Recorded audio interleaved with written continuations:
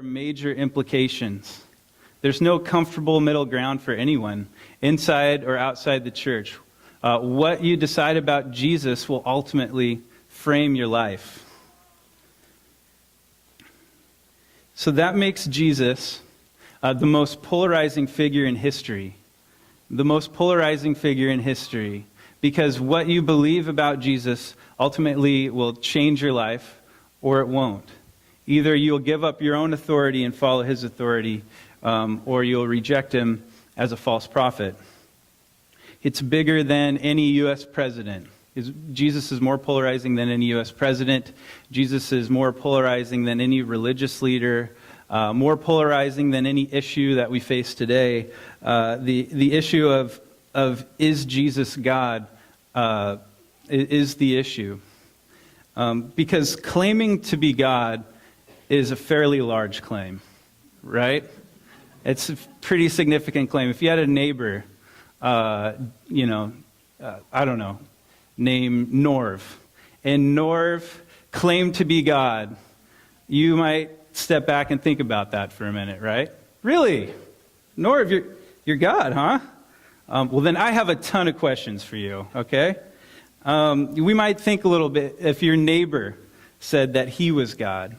And so you can understand why people struggle with the claim that Jesus, a man who walked on earth, is God. It's a big claim that we believe, right? It's a big claim. And Jesus is always on trial in our hearts and minds and in the hearts and minds of those who haven't decided whether or not he is God. There's a process. So for a lot of us, there's a process of coming to faith where we kind of have Jesus on trial. Is he really who he says he is? Can I trust him? Can I trust what Jesus says? Because if you do, that means huge changes to the way that you live your life. And often people decide not to trust because they don't like the implications. Our problem since the beginning was that we want to determine what the rules are, right? We want to determine how we're supposed to live. We want authority over our own lives. And for someone else to claim that he's God would mean that he would ultimately be that authority, that he could tell us how we're supposed to live. And so this can ruffle some feathers, especially in the Pacific Northwest. This can really ruffle some feathers because we're free thinkers, right? So despite whatever evidence there may be for Jesus, if you don't want to give him authority, then you ultimately discredit him. You have to call him a false prophet. There's no comfortable middle ground. And so this was the problem with the high priests.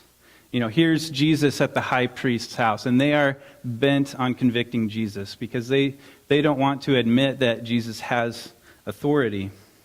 And this isn't a civil trial. This is more like a mob, back alley trial. So it says, now the chief priests and the whole council were seeking testimony against Jesus to put him to death, but they found none. For many bore false witness against him, but their testimony did not agree. And some stood up and bore false witness against him, saying, "We heard him say, 'I will destroy this temple that is made with hands, and in 3 days I will build another not made with hands.' Yet even about this, their testimony did not agree." This trial is a sham. It's a mess. It's done in the middle of the night, and it's completely unfair. All the chief priests, the elders, and scribes are present. That's also called the council or the Sanhedrin. Like all the collection of religious leaders are present to convict Jesus. And if you know, Jesus had a few run-ins with religious leaders, right? They didn't always see eye to eye. I mean, Jesus called them out on their hypocrisy. Sorry, forgot to turn my phone off. That's embarrassing. Uh-oh. Guilty. Okay, it's off now. I hope. Okay. How embarrassing. Okay. So sorry. So the point is that they didn't want to give up their authority. They didn't want to give Jesus, give their authority because they were religious leaders. They were respected among the people. They were the source of the authority. And here comes this guy claiming to be God, which would be way over their head, right? So, but the truth for us is that we can also be hardened and calloused to Jesus' authority. He might rub us the wrong way, right? We might not like the fact that Jesus challenges our own authority over our own lives. It's my life. I'll do what I want, right? That we can have that attitude. You know, I often find that people who deal with authority issues are practically unteachable. You can't teach people who have authority issues. I'll give one example, and this is also an embarrassing story, but when I worked as a recruiter, I had a old college roommate who was looking for a job. I was like, great, my company's hiring. Why don't you come work for us, work with us? That'd be great, be fun. And I mean, we weren't like best friends. We were sort of college roommates, and I should have thought this through. I should have thought, knowing Zach, I should have thought this through. Because he lasted all of 6 weeks at this job, working with me. And the reason why is because he had authority issues. People would be trying to train him, say, hey, you should really do things this way. He's like, no, I got it. I'm good. No, I'm fine. You know, the recruiters would come to me because they knew he was my friend. Like, you got to get through Zach. Like, we can't train this guy. Zach had problems with professionalism in the office. One morning he came in the office and decided it'd be hilarious if he broke wind in the office, and they didn't find that too funny. And what I found out, and this is not the main point of the day, but a side point, is that you can take the roommate out of college, but you can't always take college out of the roommate. And that was also true. And so he lasted 6 weeks, and he was gone. And they never took one of my recommendations again. So, you know, also, guys who have tried to disciple, who have authority issues, who struggle with Christ's authority over their lives, they're not going to get anywhere. If Christ doesn't have authority, then it's all on you. It's all your word over Christ. And so you can't live in that middle ground, and so many people try to live in that middle ground and fail.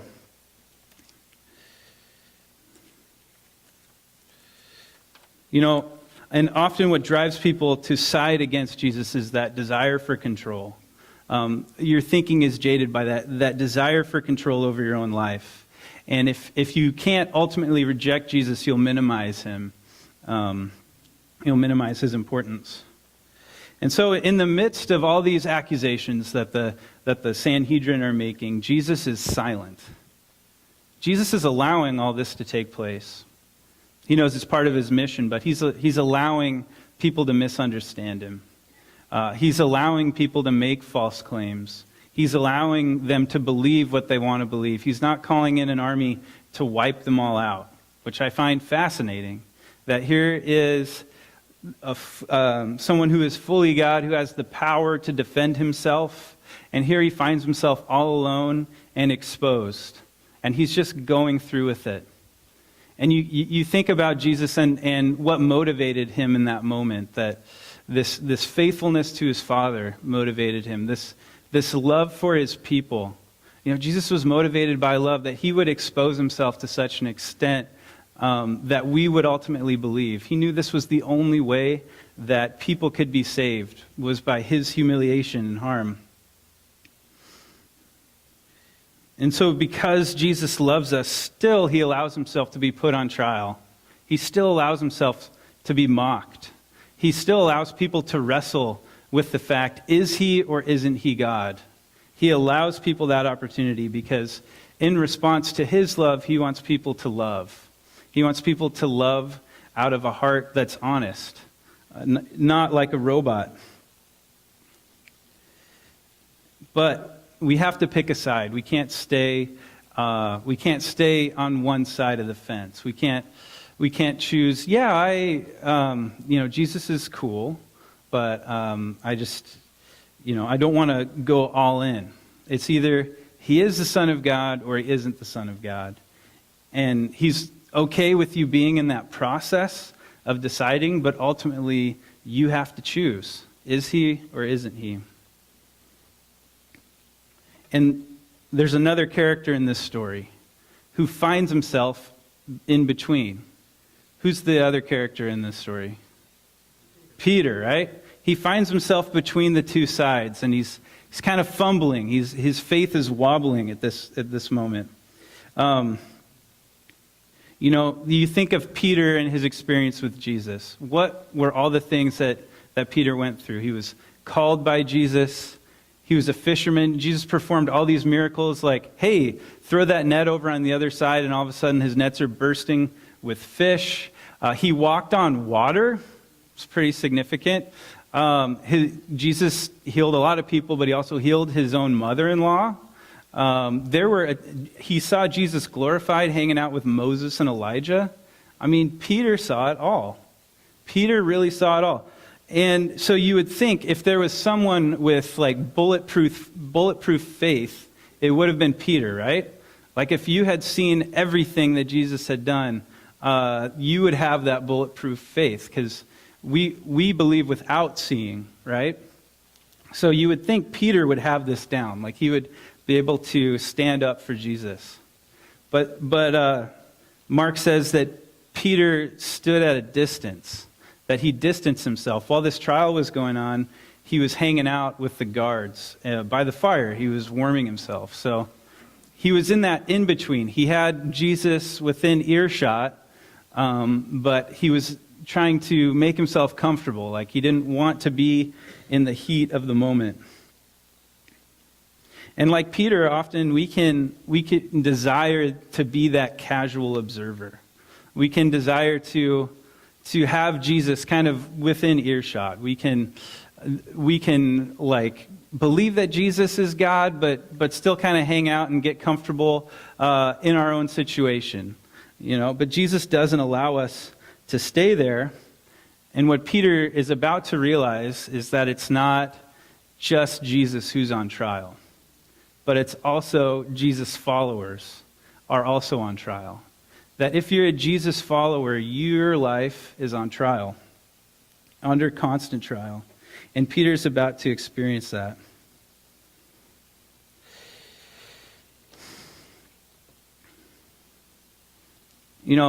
I had a friend in college who we went to high school together, and then we went to the same college. We were roommates for the first couple of years. So different roommate. I'm talking a lot about roommates today. This is a different roommate. But we were good friends, and college was really when I started to get excited about my faith, and I noticed that he was just kind of down on his faith, and I asked him, like, well, where are you at? Or why you don't seem to really care about God? And his response was, well, Jesus and me are cool. Like, we're cool with each other. We kind of have an understanding. He used those words. Like, me and Jesus, we got an understanding. And I wish you could have an understanding like that, but it's not true, right? You can't stay in that middle ground. If Jesus is the Son of God, that drastically changes your life. Jesus can't say, hey, I am God, I'm the Son of God, and you're like, oh, that's cool. You can't be casual. But we feel this tension all the time. Working in the world, living in the world, among our friends and family who don't believe, we feel this tension. We feel torn between being excited about God, pursuing Him, and then everything else in life. There's just that tension. Sometimes you might have felt it at Thanksgiving, while you're around friends and family who don't really believe, and all they want to talk about is how awesome work is, or how, or the Seahawks, or whatever. There's all these other things, and you might just feel like, well, where's Jesus in this? What am I supposed to say? How am I supposed to speak into this situation. Maybe you have a family member who's struggling, and you want to address the issue, but there's just something holding you back. But we know, as Peter, that our faith is always on trial. Like, if we claim to follow Jesus, we'll be on trial, that our words and our deeds are under scrutiny by the people around us. Like, if someone knows you're a Christian, they'll base what they think about Christians on your life. Like, what does it look like to be a Christian? That's a question we ask a lot in church. Like, well, this is what it looks like, or this is what it looks like. We all want to know what a life of faith looks like. And so do people who are still trying to decide who Jesus is. They want to see what difference Jesus makes. Or does he make a difference? Are we just supposed to be cool with Jesus? And so here Peter is sitting, and the trial is about to begin. At this point, it's a servant girl who points the finger at Peter and says, "You were with him. You're one of them. You're with him. I saw you." And Peter, and I'm assuming just in a moment of panic, probably did not really think about this. He completely denies it. And what's interesting is he sort of uses a Jewish legal phrase. He says, "I neither know nor understand what you're talking about." Like, I am not at fault.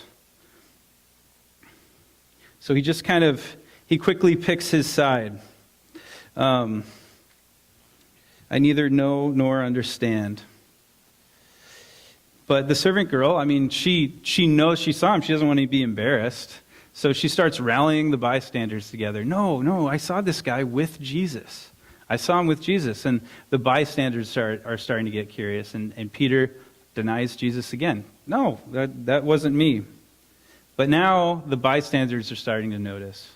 Like, oh, yeah, well, you talk like Jesus. You're a Galilean. You're just in denial. Like, there's not a lot of Galileans around here. You talk like Jesus. You must have been with Jesus.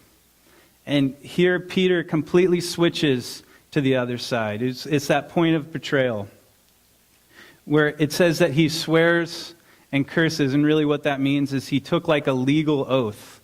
Like, he legally swore before God that he had never seen Jesus before.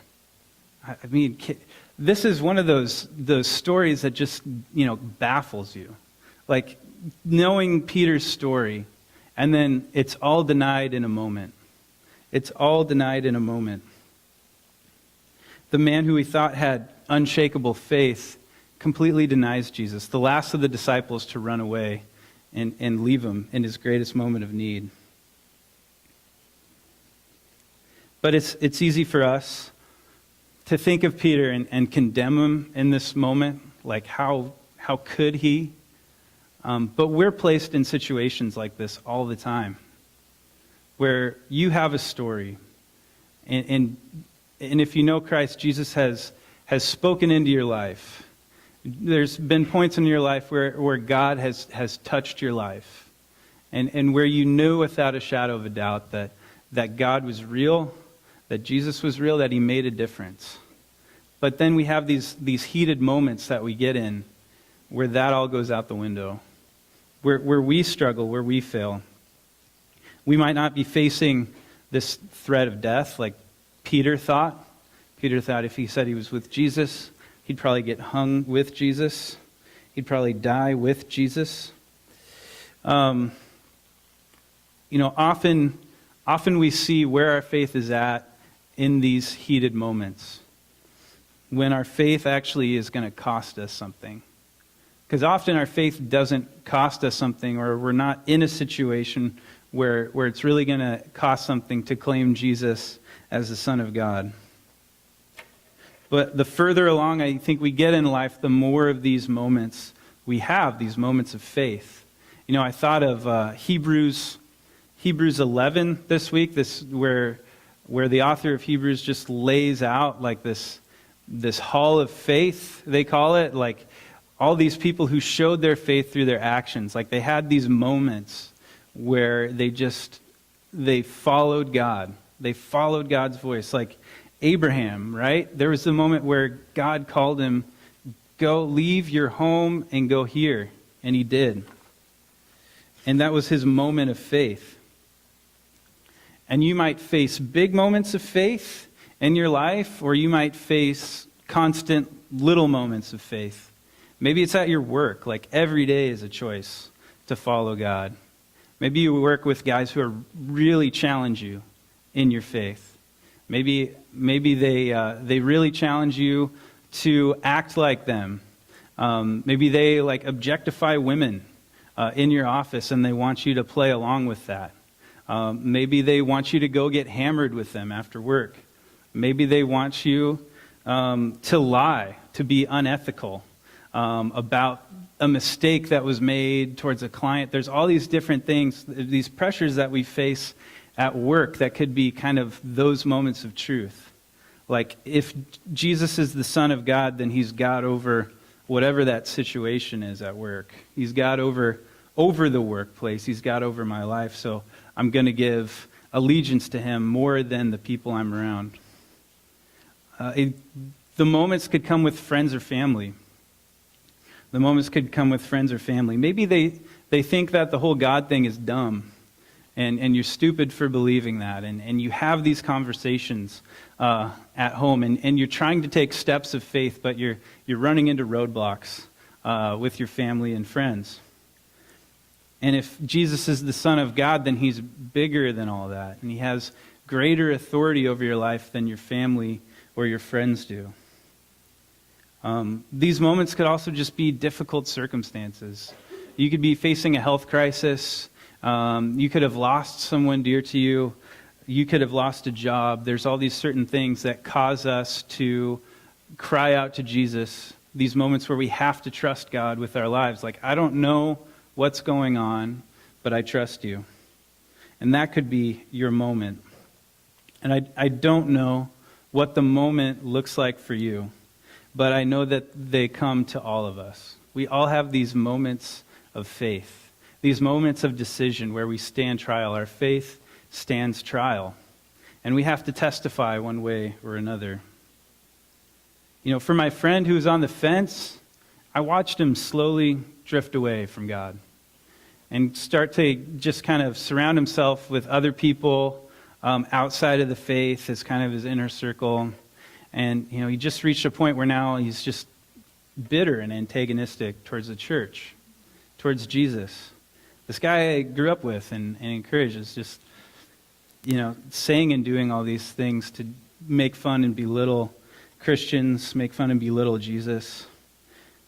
And we've all seen that in family and neighbors. We've all seen people slide down that way because you can't stay in that middle for long. So we're all going to have those trials. You know, as soon as Peter testifies, as soon as Peter denies Jesus for the third time, he hears that rooster. He hears that rooster, and he remembers just earlier in the evening, Jesus prophesied that before the rooster crows, three. You know the story, right? Okay. What am I doing? You guys could preach this. For the rooster crows 3 times, he would deny him 3 times, something like that. All right, sorry. All right, totally botching that one. Ooh. But anyways, so he has this moment of realization, like, what have I done? What have I done? This moment where he realizes his sin. And his sin is very great in denying Jesus. It doesn't include it in here, but, you know, in other Gospels, this is a moment where Jesus locks eyes with Peter, right? And Peter breaks down. He's crushed. He's crushed because he remembers not just the moment, but everything that preceded that moment, everything that Jesus had done for him, and how Jesus had become the central rock in his life, and how in a moment, because of an accusation from a servant girl, it all fell apart. And we've all experienced those moments of shame. When we knew we could have done something differently. When we knew we could have stood up. When we knew that we made the wrong choice. We've all been there. We all know what Peter's experiencing in those moments. Shame is a heavy feeling. Shame is a heavy weight to carry around. Whether it is an active sin or just being silent when the opportunity comes, shame can be a heavy thing. When we walk with someone for a long time and we're waiting for that perfect moment to share, and then it never comes. Maybe you've walked that path before. I know I have.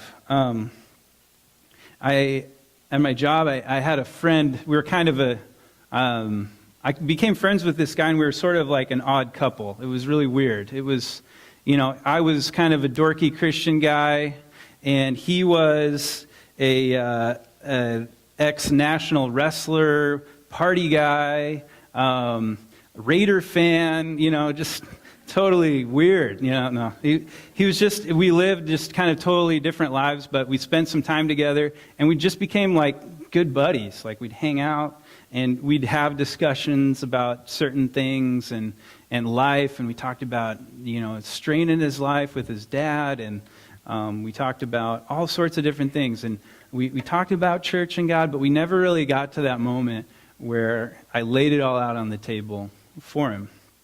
And 5 years went by. And all of a sudden, I was getting ready to move out of the state. And so I asked him to come to lunch. Like, hey, let's just get together for lunch. And we talked, and we, talked, but I chickened out. I never got to that moment where I was like, hey, this is important to me, and I'm laying it all out for you. That moment never came. I danced around the issue. And I share this because we've all had moments like that. We've all had moments where we wish if I could take one back, I would take back that moment. That was my Peter moment. And there have been moments of victory, but this was not one of those moments. I've had moments where God really showed up and spoke, but this was one of those moments that I wish I could take back. And I think Peter was in that place too. He was in a moment that he wished he could have back. As soon as he saw Jesus and remembered, he wanted that moment back. Maybe you too have that person that you've been walking with for a long time, that you feel like God's nudging you to do something, nudging you to say something, and you've just kept silent. I want to encourage you to let it out. Pray for that person. Think about how you can share. And I know that faith is a process. It might not involve just laying it all out. It might involve slow little times of getting together and talking and sharing life. God works in a lot of different ways. The good news for us about those moments when we feel ashamed is that Jesus doesn't leave us there. Jesus didn't leave Peter in that moment. If you remember, if you fast forward, Jesus restores Peter. And it's like Peter takes that and goes above and beyond. Peter is like you read through Acts, Peter's like the main guy preaching it up. He's the boldest guy out there for Jesus. Thousands of people come to Jesus on account of Peter. God didn't abandon Peter just because Peter was a bad friend. Jesus didn't abandon Peter because of his denial. He restored him. He redeemed him. He worked through it with him.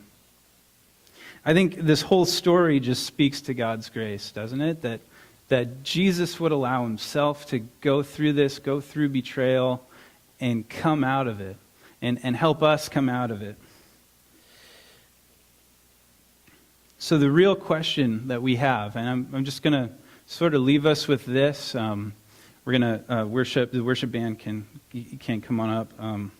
The real question we have is, how will we testify to Jesus? Starting now, not starting yesterday, not thinking about all those other times where we may have failed, but starting today, how will we testify? Our lives are on trial. Our lives are on trial. How do our words and our deeds, how do they testify to Jesus? You can think about that. Take some time this week and think about that. Think about what you really believe about Jesus. Is Jesus the Son of God? Or is he really a false prophet? It's got to be one or the other. And there's major implications for the way, for which side you choose. If Jesus is the Son of God, then everything changes. Everything changes. Our lives are turned upside down. I mean, we can do the impossible if we have God on our side. So that's a decision that we all have to make. Is Jesus the Son of God? Is he not? And if he is, do I trust what he says? Can I trust what he says? Do I believe what he says? Let's pray. Lord, I just thank you for this moment here, God. I thank you for your church. I thank you for these my brothers and sisters here. Lord, I just pray that you would help us, God, as we wrestle with your word, as we encounter difficult moments, God. Lord, may we rise up in those moments, God, and testify to you, Jesus. Help us through the trials. Lord, help us through the pain of life, God. I just pray that you'd be lifted up in our lives, God. Lord, that all might hear from us that you really are the Son of God, and it makes a difference. So we just ask for that in Jesus' name. Amen.